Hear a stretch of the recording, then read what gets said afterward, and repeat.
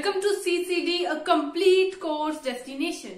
सो दोस्तों, जैसे कि हम लोग को पता है कि हम लोग अपनी क्लास 9th के चैप्टर 3 को डिस्कस कर रहे हैं कुछ क्लासेस से। ठीक है, कुछ 4-5 क्लासेस में हम लोगों ने अपने क्लास 9th के चैप्टर 3 जिसका नाम है एटम्स एंड मॉलिक्यूल्स, उसको पूरा कंप्लीट कर लिया था। ठीक है, तो अब हमारी आज की क्लास क्या होगी? एक रिव्यू क्लास होगी जिसमें हम क्विक रिवीजन करेंगे अपने चैप्टर 3 की, जिसका नाम है एटम्स एंड मॉलिक्यूल्स। तो जैसे कि हम लोग को पता है कि हम लोगों ने अपनी पिछली क्लासेस के अंदर बहुत कुछ डिस्कस कर लिया था। इस चैप्टर के अंदर सारी टर्म्स को हम लोगों ने ऑलमोस्ट क्लियर किया था, किस तरह से केमिकल फॉर्मूलाज लिखते हैं, किस तरह से क्या मोल कॉन्सेप्ट होता है, किस तरह, मतलब बहुत कुछ हम लोगों ने डिस्कस कर लिया था। तो आज हमारी रिवीजन क्लास है, क्विक रिवीजन करेंगे छोटी सी इस चैप्टर की। तो चलो शुरू करते हैं। हाँ, क्लास शुरू करने से पहले एक बात बता दूं कि लाइक शेयर सब्सक्राइब करना मत भूलिएगा। तो चलो शुरू करते हैं अपनी क्लास को। तो इस चैप्टर के अंदर हम लोगों ने सबसे पहले क्या पढ़ा था? सबसे पहले इसके टॉपिक के बारे में हम लोगों ने पढ़ा था कि एटम्स एंड मॉलिक्यूल्स होते क्या है, दैट व्हाट आर एटम्स। सबसे पहले पढ़ा था व्हाट आर एटम्स, एटम्स क्या होते हैं। ठीक है, तो एटम्स क्या होते हैं? Building block of all matter. जितने भी मैटर है हमारे सराउंडिंग के अंदर, जितने भी मैटर है उन सबका बिल्डिंग ब्लॉक कौन है? एटम्स। ठीक है, atoms are the building block of all the matters present in our surrounding. Okay, ये होते हैं हमारे एटम्स। फिर उसके बाद हमने देखा था कि smallest particle of the element that display all the properties of the element.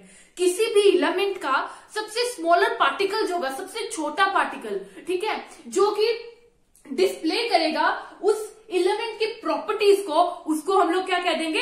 Atoms. तो सबसे पहले तो क्या, एटम्स जो है बिल्डिंग ब्लॉक है सभी मैटर्स के, और उसके बाद क्या कहते हैं कि स्मॉलर पार्टिकल ऑफ एलिमेंट है जो कि डिस्प्ले करता है एलिमेंट्स की प्रॉपर्टी को, उसको हम बोल देते हैं एटम्स। और उसके बाद हमने देखा था कि जो एटम होता है उसका एटॉमिक रेडियस, एटम्स बहुत ज्यादा छोटे होते हैं, इतने छोटे होते हैं कि उनके जो एटॉमिक रेडियस है वो किसके अंदर मेजर होते हैं? नैनोमीटर। जो एटॉमिक रेडियस होते हैं एटम्स के, उनको हम लोग नैनोमीटर के अंदर मेजर करते हैं। एंड हमने देखा था 1 nanometre is equal to 1/10⁹ metre and 1 metre is equal to 10⁹ nanometre. ठीक है, तो देख लीजिए कितने छोटे होते हैं एटम्स के पार्टिकल्स, एटम्स कितने छोटे होते हैं। आगे देखते हैं, हम लोगों ने एटम्स के बारे में पढ़ा था, देन एटॉमिक मास के बारे में पढ़ा था, that what is atomic mass. तो 1 एटॉमिक मास यूनिट को किसके अंदर एक्सप्रेस किया जाता है? 1 एटॉमिक मास यूनिट को एक्सप्रेस किया जाता है यू के अंदर, जो कि international union of pure and applied chemistry के द्वारा जो है अप्रूव किया था। ठीक है, उसके बाद हम लोगों ने क्या पढ़ा था? Relative atomic mass. क्या होता है रिलेटिव एटॉमिक मास? तो एटॉमिक मास तो क्या था? 1 एटॉमिक मास यूनिट को हम लोगों ने यू के अंदर लिखा था, एक्सप्रेस किया था, and is a mass unit equal to exactly 1/12 of the mass of 1 atom of carbon-12। जो एटॉमिक मास यूनिट होता है वो किसके बराबर होता है? is always equals to 1/12 of the mass of 1 atom of carbon-12। ठीक है, ये था हमारा एटॉमिक मास, जिसके बाद में हमने रिलेटिव एटॉमिक मास के बारे में डिस्कशन की थी। तो what is relative atomic mass? Relative atomic mass क्या है? Average mass of atoms as compare to, atoms का जो एवरेज मास है उसको जब हम कंपेयर कर ले 1/12 of mass of 1/12 of mass of 1 कार्बन-12, 1/12 of mass of 1 कार्बन-12 के साथ कंपेयर कर ले एवरेज मास जब हम लोग एटम का, तो उसको हम लोग क्या कह देते हैं? रिलेटिव एटॉमिक मास। ठीक है, तो ये तो हम लोगों ने डिस्कस किया था एटम्स के बारे में और एटॉमिक मास के बारे में एंड रिलेटिव एटॉमिक मासेस के बारे में। उसके बाद चलते हैं, उसके बाद हम लोगों ने डाल्टन्स की थ्योरी को देखा था, डाल्टन्स एटॉमिक थ्योरी को डिस्कस किया था एंड उसके कुछ पोस्टुलेट्स को भी डिस्कस किया था अच्छी तरह अपनी फर्स्ट क्लास के अंदर। तो चलो देखते हैं आगे मॉलिक्यूल्स क्या होते हैं। मॉलिक्यूल्स के बारे में हमने देखा था कि जब 2 या 2 से ज्यादा एटम्स केमिकली कंबाइंड हो, ठीक है, केमिकली कंबाइंड हो, तो उसको हम क्या बोल देते थे? मॉलिक्यूल्स। सो ग्रुप ऑफ 2 और मोर एटम्स केमिकली बॉन्डेड टुगेदर। 2 या 2 से ज्यादा एटम्स जब केमिकली बॉन्ड होंगे, एक दूसरे के साथ केमिकली कंबाइन होंगे, उसको हम लोग क्या बोल देते हैं? मॉलिक्यूल्स। ठीक है, एंड मॉलिक्यूल्स को हम लोग एक और चीज कह देते हैं, smallest particle of an element और कंपाउंड। किसी भी एलिमेंट और कंपाउंड कंपाउंड का सबसे छोटा पार्टिकल जो कि इंडिपेंडेंटली एग्जिस्ट करता है, that is capable of independent existence, independently exist करता है and shows the properties of that substance, और उस सब्सटेंस की प्रॉपर्टी को शो करेगा, उसको हम लोग क्या कह देंगे? Molecules. So what are molecules? When two or more atoms chemically combine together are called molecules, and molecule is the smallest particle of any element or compound that is independent, that are capable to exist independently. Independently exist करने के capable है और show करते हैं property किसकी? substance की. उस substance की properties वो show करेंगे, that are called molecules. ठीक है, molecules के बारे में हम लोगों ने देखा था molecular mass क्या होता है. सो व्हाट इज मॉलिक्यूलर मास? किस तरह से हम लोग मॉलिक्यूलर मास को फाइंड कर सकते हैं?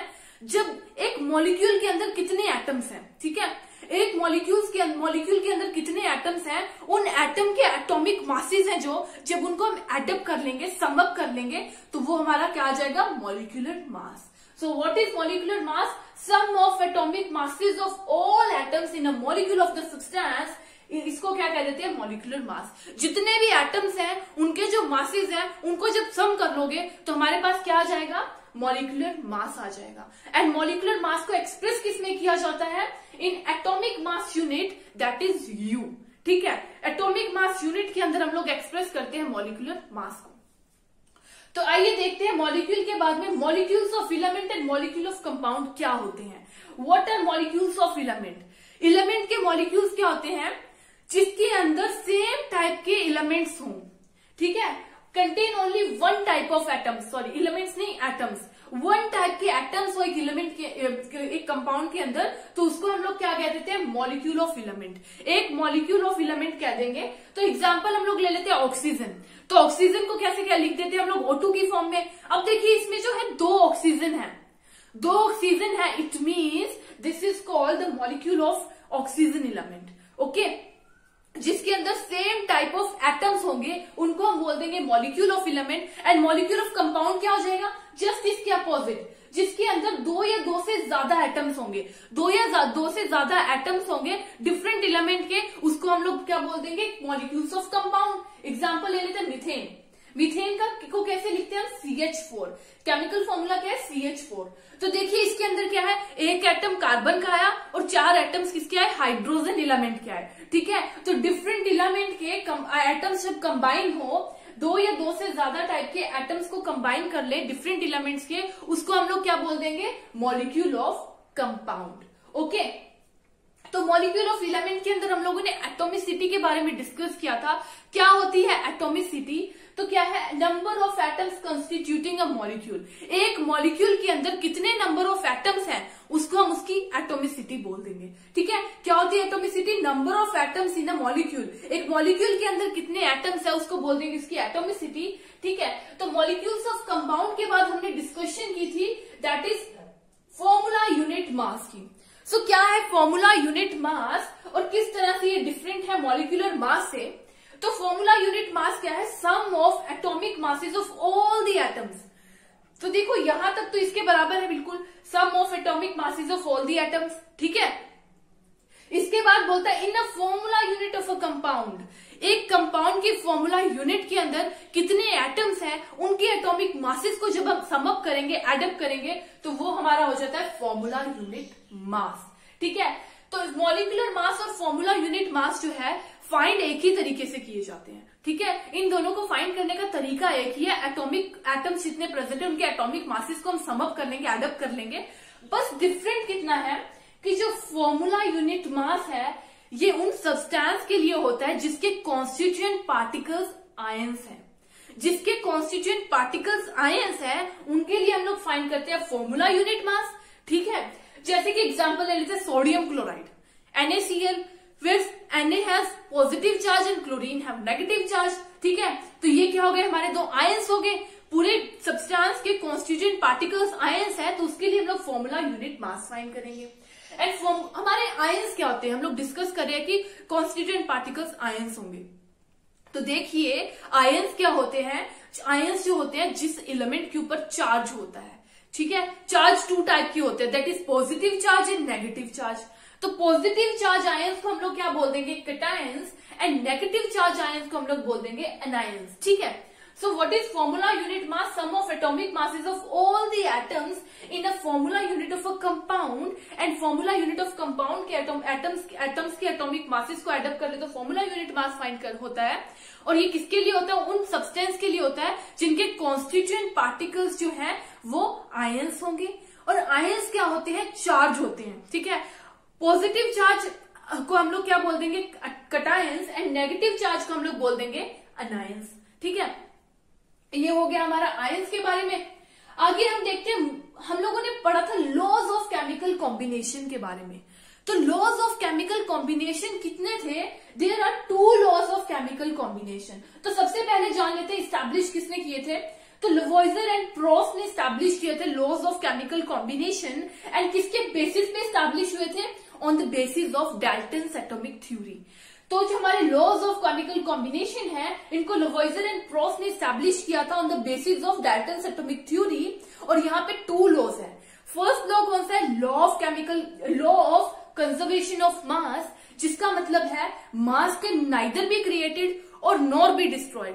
Law of conservation of mass क्या कहता है, mass can neither be created और nor be destroyed during any chemical reaction.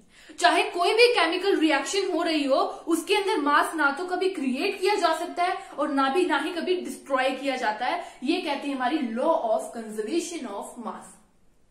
अगला कौन सा लॉ था, लॉ ऑफ कांस्टेंट प्रोपोर्शन। तो क्या कहता है law of constant proportion, in a chemical substance, किसी भी केमिकल सब्सटेंस के अंदर the element always present in a definite proportion by mass.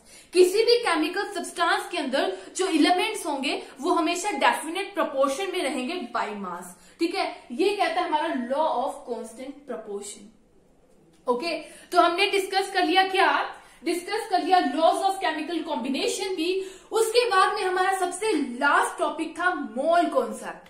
ठीक है, मोल कॉन्सेप्ट था हमारा लास्ट टॉपिक। तो 1 मोल क्या होता है, देखो जो 1 मोल होता है ना, उसके पास हमेशा फिक्स नंबर ऑफ पार्टिकल्स रहते हैं। ठीक है, जिसके पास फिक्स नंबर ऑफ पार्टिकल्स रहते हैं उसको हम 1 मोल कह देते हैं। और 1 मोल के अंदर कितने पार्टिकल्स होते हैं, 6.022 मल्टीप्लाइड बाई 10⁻23। ओके, इस नंबर को हम लोग किस टर्म से रिप्रेजेंट करते हैं, by Avogadro number. 6.022 multiplied by 10⁻23, जिसको हम क्या बोल देते हैं, एवोगाड्रो नंबर। ठीक है, तो देखिए कि अगर नंबर ऑफ पार्टिकल्स को भी हम लोग साइड में रखें तो जो हमारे मोल्स होते हैं ना, वो बहुत ही ज्यादा बेनिफिशियल और यूजफुल होते हैं। क्यों, क्योंकि इसका जो मास होता है ना, मास of 1 mole of particle, any particular substance, किसी भी सब्सटेंस का 1 मोल ले ले, उसका जो मास होगा ना वो भी हमेशा क्या रहेगा, फिक्स रहेगा। तो हम लोग कह सकते हैं mass of 1 mole of substance is equal to, किसके बराबर होता है, एटॉमिक मासेस ऑफ, किसी भी एटॉमिक मास के, ठीक है, या of any atomic masses of any atom और मॉलिक्यूल। ठीक है, तो ये हम लोग कह देंगे 1 मोल को।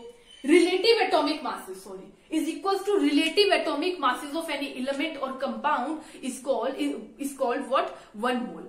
और जो मास है ना 1 मोल का, जो हमारा मास होगा 1 मोल का, उसको किसके बराबर लिखते हैं, मोलर मास के बराबर। And it is represent in always G. Molar mass जो होता है हमेशा रिप्रेजेंट होता है जी के अंदर। तो हम लोग कह सकते हैं 1g is equal to what, 1 mole. And 1 mole के अंदर कितने पार्टिकल्स होंगे, 6.022 मल्टीप्लाइड बाई 10⁻23।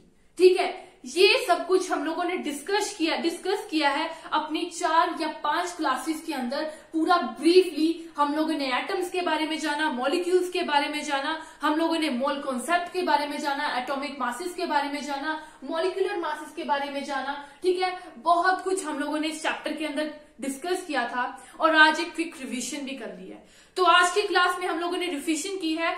अगली क्लास के अंदर हम लोग अपने 4th चैप्टर को शुरू करेंगे, दैट इज क्लास 9 के चैप्टर 4 को।